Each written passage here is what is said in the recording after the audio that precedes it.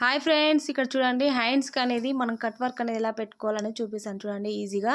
ఇక్కడ ఒక పావు ఇంచుకి మార్క్ చేసుకొని ఇది హెచ్చు తగ్గులు లేకుండా కట్ చేసుకున్న తర్వాత ఒక హాఫ్ ఇంచుకి అయితే మనం మార్క్ చేసుకోవాలండి. హాఫ్ ఇంచులోనే మనము ఈ కట్ వర్క్ అనేది మార్క్ చేసుకోవాలి. మనకు సైజుని బట్టి మనకు పెద్ద సైజు అయితే పెద్ద సైజుగా కట్ చేసుకోవచ్చు, చిన్న సైజు కావాలంటే చిన్న సైజు అయినా కట్ చేసుకోవచ్చు అండి. అది మన ఇష్టాన్ని బట్టి ఉంటుంది. ఇక్కడ చూడండి కస్టమర్ అయితే మనకి చిన్నగా పెట్టమన్నారని చెప్పి నేనైతే ఇక్కడ బాటిల్ క్యాప్తో అయితే పెట్టాను.